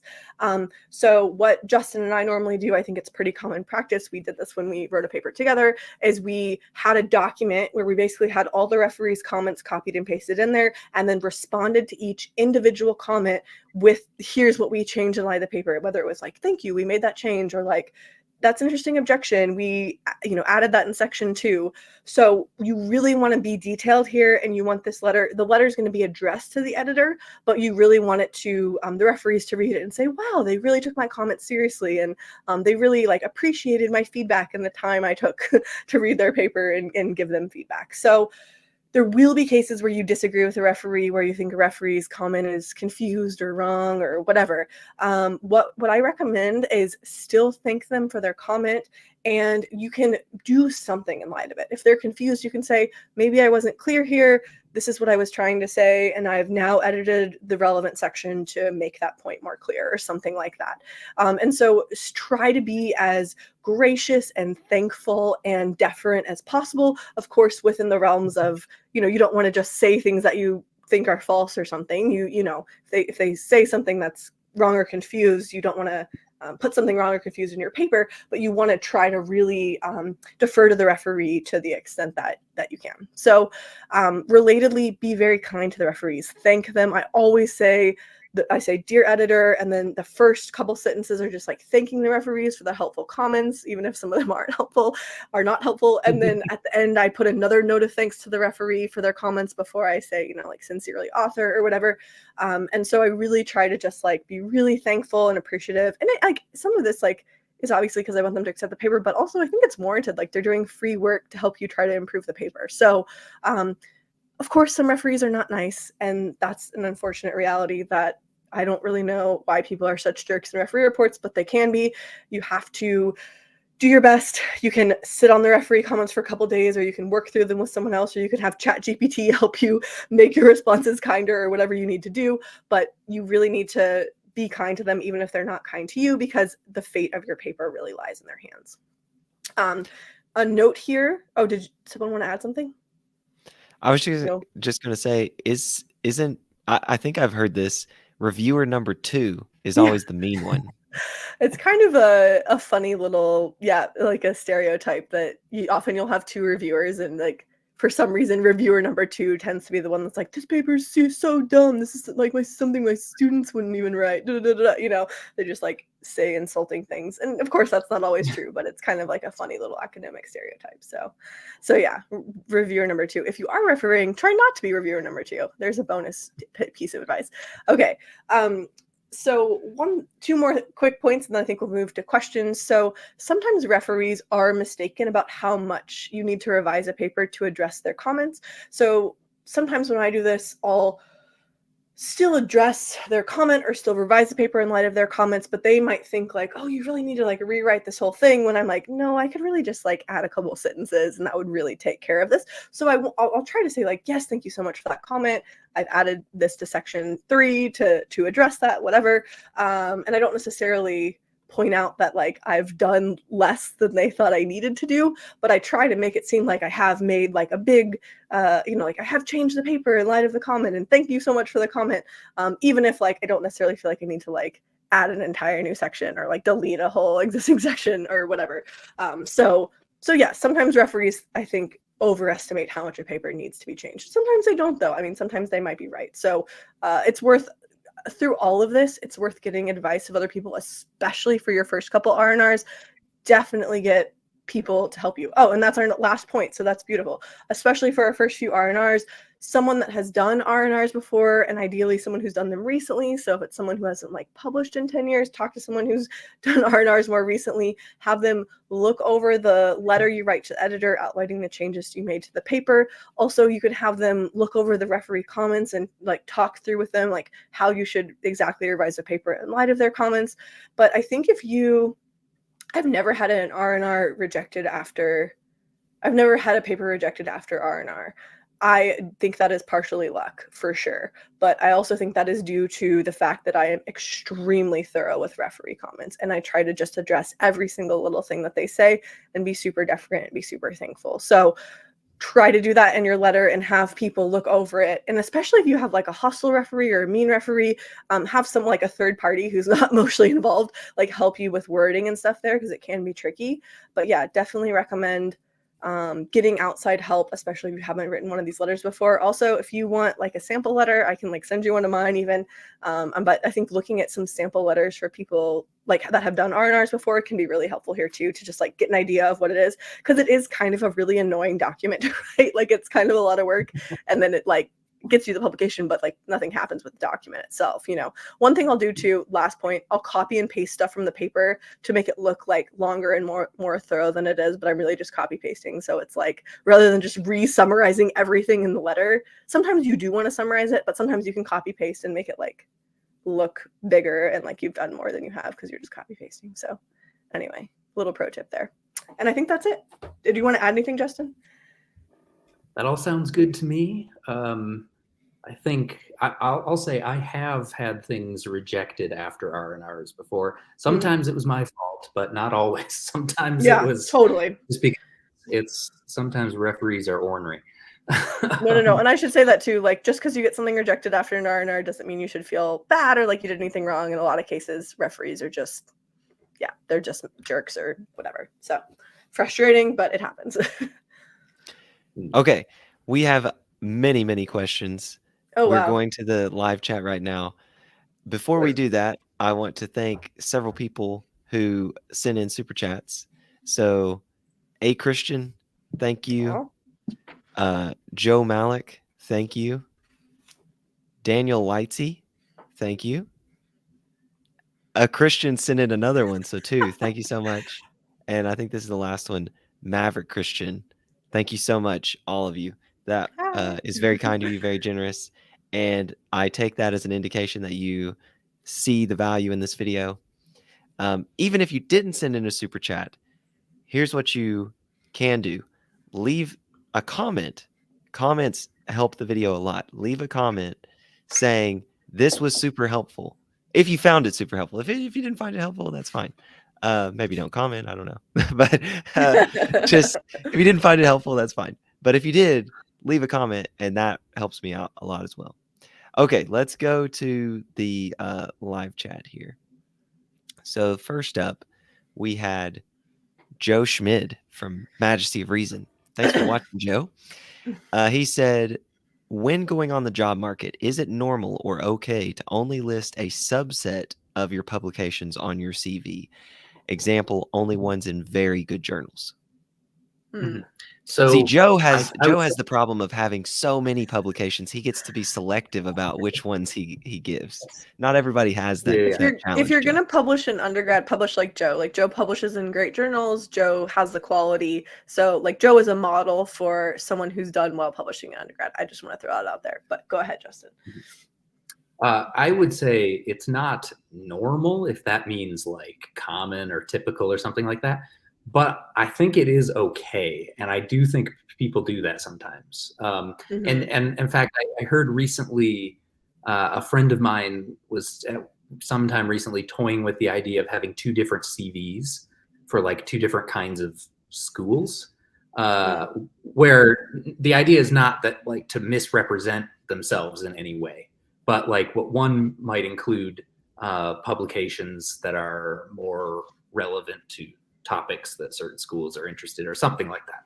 I guess you kind of have to be careful with this because you don't want it to look like you're being sneaky or trying to misrepresent yourself. But my sort of intuitive reaction is, yeah, it's okay to leave off a few publications that especially if the reason is just, well, they're in lower ranked journals, they're not as impressive.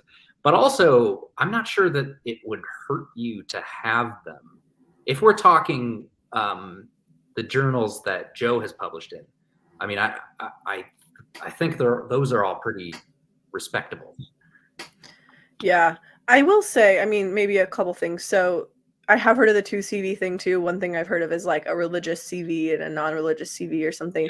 The weird thing is if you have a CV on your website, then it's like, which one do you put on there? So, you know, you want to be careful with that. And I think too, like, especially a lot of people just use like Phil Papers, right? Like these days, they're just like, Phil Papers is basically this place that searches the internet for your publications and then puts them all on a profile that's associated with you. And so it will be hard to just totally hide publications. Like what I did, like I published in like this random undergrad journal when I was an undergrad, and I didn't put that on my CV. And like, I don't think that really matters. Like, so that kind of thing I think would be okay. But I do think people might kind of think it was like a little bit weird if you had like a bunch of stuff on your Phil Paper profile that like wasn't on your CV. And like, if they were taking you seriously as a candidate, they would probably be Googling you anyway and then seeing those papers. So it's not totally clear to me how much this would benefit you, and it might turn an eye, but like, I don't know that it's like impermissible either. I think it's, yeah, I will say one thing Andrew Moon actually told me was that he did way better on the job market when he flipped the chronological order of his publications so that his top publications were on the first page of his CV. Seems so silly, could have been a coincidence. Of course, it's only one case, but that is interesting. If there's a way you can list your publications in a way that still looks natural, but like showcases the top ones, that could be a good idea for the job market. All right, next question from Ben Stoll. Is it worth submitting to essay contests? It depends. Well, actually, I would say yes, at least provided that they are good essay contests, right? So the APA does essay contests, and those are great. Good idea to submit to those. Usually, if you're a philosophy student, your department normally has essay contests as well. Or at any rate, a lot of philosophy departments do. Sometimes there'll be one for undergrads and one for graduate students. Also, great idea to submit to those essay contests. I mean, it can't really hurt, because what you can do is if you win, you can list that on your CV as an accolade. It's not a publication, and it doesn't have the same weight that a publication does, or at least in many cases it won't. Maybe like some of the most prestigious APA awards do. But I mean, I think I would say, sure, go for it.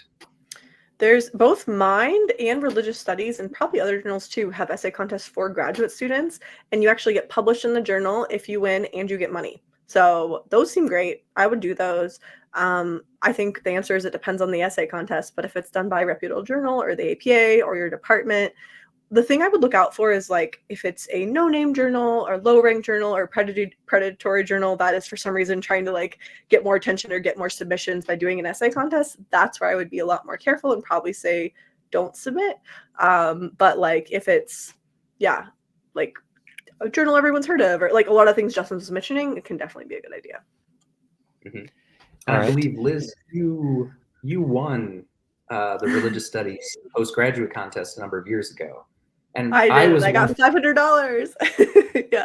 Which is it was great. It was amazing. I was one of the other papers that was selected for that issue. I didn't win, but we both have papers in that same issue from that year. Yeah, that's fun. And then we co-authored in that same journal, so that's cool. I won a contest for us with a departmental like writing contest for graduate students when I was doing my master's degree, and that was fun. I think I got some money for that, but like maybe the best part is being able to list it as like an award on CV. Totally. Apologetica asked, can we have access to the slides? Yes, I'm going to, by tomorrow, put a link to these slides in the description of this video. So just come back and look for that. All right. Existential asks, what are the chances of publishing as an undergraduate? What steps should an undergraduate take to maximize their chances? I have thoughts. But you can say, okay, I'll go first. So one, we did say be careful publishing as an undergraduate. There's really other things that I think if you're wanting, like your goal is to be a professional philosopher, focus on, your classes, making your writing paper really good, developing good relationships with your professors, so they write you strong letters, those kinds of things. So that's the first thing that we said already. I will say if you're going to publish as an undergraduate, I would probably not recommend spending a bunch of time and effort publishing in an undergraduate journal. Like I did that and it was fine and it wasn't the worst thing in the world, but it didn't really help me in any way, right? If you really are keen on doing it, what you should do is try to publish in a professional top journal. I mean, that could be maybe top 30 or a good specialist journal or something. But if you're really, really wanting to publish as an undergraduate, just be careful of publishing in low ranked journals. In both, there's undergraduate journals and grad student journals. Those are really probably not worth publishing in. What I tell my students is if like you don't want to go into professional philosophy and you want to do it just for fun, that's fine. If you do want to go into professional philosophy, you can do it. There's some chance it could hurt you and come back to bite you, maybe a low chance. But it's not like worth putting a ton of effort into.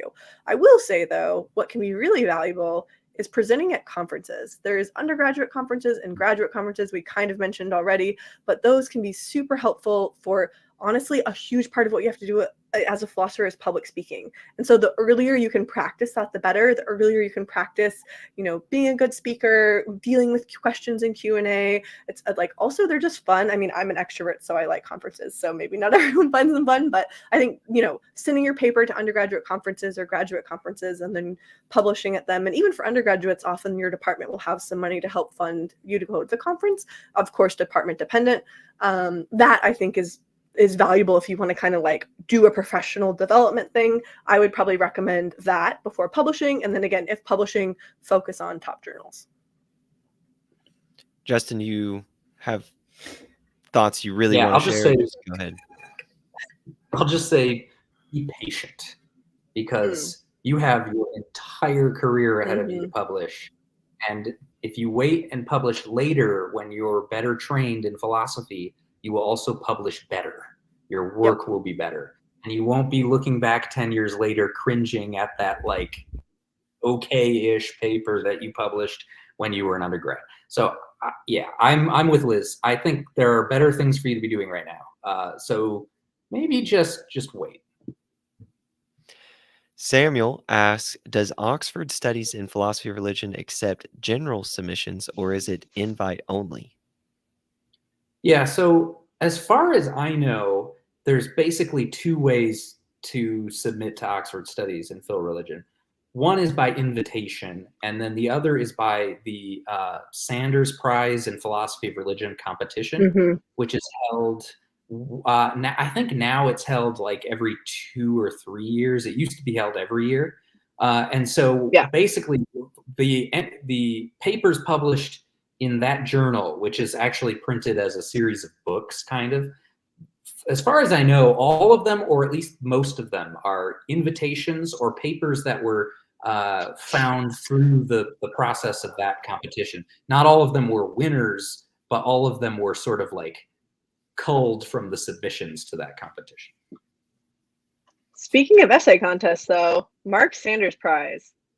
If you're into essay contests, submit to that because I think it's like 10 grand, really prestigious publication. Winning the Mark Sanders Prize, I don't want to say it's a Phil Review publication line on your CV, but that's a good line on your CV. So Mark Sanders, they have prizes in religion, ethics, metaphysics, epistemology, mind, I think pretty much all the major topics of philosophy. And really good, really hard. I mean, I've submitted to a lot and I've never gotten anything, so really competitive, but worth looking into. Matthew G asks, doesn't the American Catholic Philosophical Association have a journal? Yep, I think we had it on our list of. I just checked. Philosophy of Religion journals. It's the American Catholic Philosophical Quarterly, right? And I think we put it in tier 3. But this reminds me of something that Andrew Moon said when he was giving us feedback on our presentation, and that is, when you're thinking about where you want to publish your paper, it's not just a matter of like, oh, how highly ranked is this journal? You might also have a certain audience in mind. And if your audience is like the kind of audience that's likely to read American Catholic Philosophical Quarterly, then that might be a great place to send your paper. It might be a better fit than journals that are usually ranked higher. Okay, Joshua Brecka asks, what about invited submission at outlets that practice only editorial review, but not blind peer review? I'm thinking here of places like the Social Epistemology Review and Reply Collective. Interesting. I have no experience with those venues, actually, so I'm not sure if I have anything helpful to say about that. Yeah, so I have been invited, I think, so the Monist was one, and then Phil Perspectives was one that I've been invited to. And I would say, like, those can be great. It's like a nice journal article publication. You do get comments from the editor, sometimes very substantial comments. So it's not saying like you can just publish anything there. Like, I've, in a lot of cases, gotten pretty detailed comments from the editors when I did those. But like, I do think they can be great. So I did say yes to both of those invitations. Those I think are both in the top 30, I'm pretty sure. If you Google philosophy journal rankings, you can find a list that gives you the whole top 30. We just put the top 20 on the slides. Social Epistemology Review and Reply Collective is okay, but like, I think it's, yeah, maybe not as, like, I would say that's maybe a gray area where it's like a decent publication, but not super highly ranked, because it's like there's this journal Social Epistemology, which I think is like an okay specialist journal, and then that's like a journal kind of like that they use to reply to their own articles and stuff. So yeah, I think it's hard. I feel like I could go either way. Like, Josh, I know your situation. Like, I think I could go either way on you publishing in that. I feel like if you had that plus like a really solid like top 20 publication, like that could look good. But like if you only had that, I think it wouldn't carry as much weight as it would if you had like a top 20 paper or a paper in a good specialist journal. So it's not an automatic no for me, but it's not like a heck yes either. Ben Stull said, is it better to respond to a philosopher who is getting published or trying to publish a novel argument? Okay, this is a really interesting question. So this much is true. It's generally easier to publish a reply paper than a paper making an original argument. I think when I just think about my own, like, very, my impressions when I see like, oh, so-and-so has published, a paper in this journal or whatever, I just personally kind of have the sense of being less impressed when I see that it's a reply to so-and-so. Yeah. I don't know, though, if that's everybody's reaction or how common that is. So same with you, Liz? Yeah, I would say so. I mean, yeah, it's still like good to have the publication for sure. You could also title it in a way that makes it not clear that it's a reply. It's kind of sneaky, but that's true. Yeah. Yeah. But yeah, I have that's true. Yeah. Once you read the abstract, you'll probably figure it out, though. Yeah. You can try to even frame the paper so that it's not merely a reply to so and so, but like a critique of such and such a view. But as a matter of fact, the main defender of that view is so and so. That's a way to make it look less like your reply paper. Yeah, I will say too, some journals do have a special thing you can submit reply pieces to at that journal. So like so-and-so publishes a paper in Phil Quarterly. I think they do this. They have like a special section of the journal for replies to papers that were previously published in Phil Quarterly. So I do think you have a higher chance at getting in a journal if you can write a good reply and then, get it accepted in that same journal. The downside of this is that it can be harder to publish that in a different journal because Phil Quarterly is more interested in the papers that are replying to papers in Phil Quarterly and less interested. Like, then if you try to go send it to like Phil Studies, they're probably going to be less interested in it. There's still a chance you could get it published. So it can be a good way to try to like get your feet wet in like doing a first publication. But there's going to be like different, maybe more unique challenges than compared to like publishing your own argument. Okay. It looks like, let's see. Okay, next question. What about the Philosophical Perspectives Journal? That is invite only, I think. I'm pretty sure, at least. I have been invited to publish there, and I did publish there. But I think it's top 30, but I think it's invite only. I'm pretty sure. So similar. So there's a couple Proceedings of the Aristotelian Societies, also invite only. That's like top 2015, I think. And then I think there's a couple others. Midwest Studies in Philosophy. Philosophy might be. Philosophy. Oh, Philosophy Compass is unique though, because you can actually email them and say, "Hey, I have this idea of this Philosophy Compass article that I want to write," and then they invite you. So it's kind of invite only, but you can also initiate with them. Philosophy Compass we talked about in our previous video. It's basically short literature summaries. They're all 5,000 words or less, and they kind of summarize the state of a literature on a particular topic. So yeah, a couple journals are invite only. Daniel Lightsey asked, on the advice for writing regularly, what do you recommend we write about if we do not have a paper topic at the moment? For example, while we're researching. Yeah. I mean, one thing you could do is, most likely you're going to have thoughts while you're reading. And so you could write, even in very like note-takey form, like kind of like a response to a paper you're reading. Or, you know, like if you think of an objection, right? Or you can also write like summaries and abstracts of papers that you're reading, which are super useful to have when like 3 months later, you're like, oh yeah, that paper I read, I need to, what did it say again? You know? So, I mean, writing doesn't have to be writing a paper that you're planning to publish. It can just be, you know, writing down some quick thoughts or summarizing something you're reading. At least I would say that is valuable by itself. Yeah, I totally agree. I think that's a great way to do it. I also think you could also just say like have an hour or two of research time every day or every couple days, where that could include reading, and that could include writing, that could include, you know, brainstorming outlines or writing up random idea. You know, it could be more inclusive than just writing. I will say though, like I feel like I hit a point in my career where there was always some writing project I was working on. And so maybe not as a graduate student, but I think once you hit a certain point in your career, there's always going to be some kind of writing that's good for you to be doing. And I try to do at least some kind of writing at least 2 to 3 times a week. It's hard, depending on your teaching load, it can be hard to do that. But I think, yeah, once you hit a point in your career where you're regularly kind of working on papers and you kind of have a pipeline of papers coming through, I think you'll often find yourself in a place where there is actual like paper writing that you can do pretty regularly. Ben Stoll asked, can you co-publish with a professor to boost your chances of getting published? Yeah.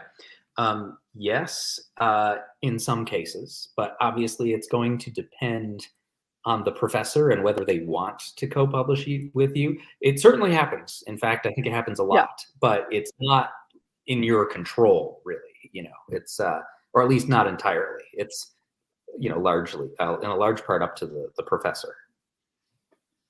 Yeah, if you can find a professor to do it with you, and a professor that is active and good at publishing, I think it can be great. But yeah, finding a professor who's willing to do it, I think it, you know, could be tricky. And you also want to make sure that whoever you're co-authoring with is, yeah, like a serious researcher, and you're sending it to a good journal and all that. And I think most probably would be, but yeah, I think, yeah, it can boost your chances if you can find someone. So.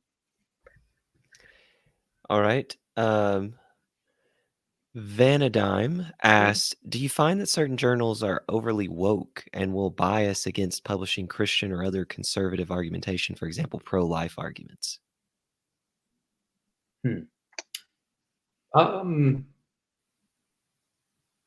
Yeah, so there are definitely journals that have certain biases. And that's part of the reason why the Journal of Controversial Ideas exists. I was just going to mention that. Yeah. Yeah, because the people who founded that journal are like, well, there are certain things that just would never get published or are very hard to publish in a mainstream journal because they're so controversial, but there should be a venue for them anyway. And so they created this journal called the Journal of Controversial Ideas, specifically for that kind of material. So, I mean, there's definitely biases that are present in journals that affect what they publish and so forth. And, you know, it's going to be a matter of controversy whether it's good that they have those biases or bad that they have those biases. And that's not something I'm interested in weighing in on here. But yeah. What thoughts do you have, Liz? Yeah, I mean, I kind of mentioned it before, but I do think if you're making a really like pro-theistic-y argument that you can get some kind of pushback from referees on that, you know. So like, like Justin, you made the point too that like top journals are publishing lots of Phil religion. So, you know, I don't want to overestimate, but I don't want to underestimate it either. I think, yeah, there's some of that for sure. But I also think people in journals are also, yeah, they are interested in publishing like even Christian Phil religion stuff. So I don't think it's like just impossible to publish like pro-Christian articles in top journals. And actually, yeah, again, like I said, I would love to see more people doing that. For conservative arguments, that could be trickier. I mean, I do see like conservative arguments coming out in lots of top like bioethics journals. So for what that's worth, but I am not an expert on. I'm not really publishing a lot of like political stuff, so I'm really not an expert on that. So I'm sure there's other people that would know more there. But I think it's fun to try to publish full religion in top journals, like I said. So I think more people should do that. I would say that I have not experienced any clear case of like bias against philosophy of religion in my publishing efforts. Maybe I'm lucky. That's great. Maybe I'm naive. I don't know. I don't think I've really experienced much at all of that. As Yeah, for that's like great. publishing conservative bioethics, I have no experience with that at all. Yeah, same. No, So- same. For sure. There is interesting data. I mean, this is totally, but like on people saying like, oh, like people that do fill religion, they might be like skeptical of them on the job market. I think there was like a Daily News post about this in the last year or something, where people were talking about, you know, bias against fill religion, but that doesn't mean it always translates to the top journals, and it might just depend on the journal too. I think there could be a little bit of that, but people might be exaggerating it more than it actually is. All right. I want to thank Amos for sending in a super chat, and also Ben Stoll sent in a $5 super chat.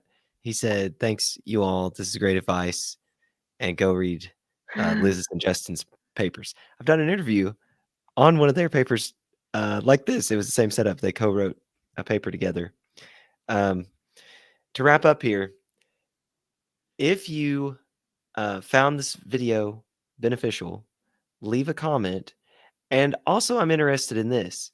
You know, this is the third video we've done in this kind of, I guess it's a series now. If you want to see more videos with Justin and Liz giving their kind of insider tips on things that are relevant to going into a career like this or publishing, they have other ideas. They've told me, you know, we have more ideas for future interviews, but I just kind of base it on if people are interested. So if you want to see more of them, then let me know in a comment. I want to thank you all. Thank you, Justin and Liz. Thank you all for watching, and keep exploring Christianity.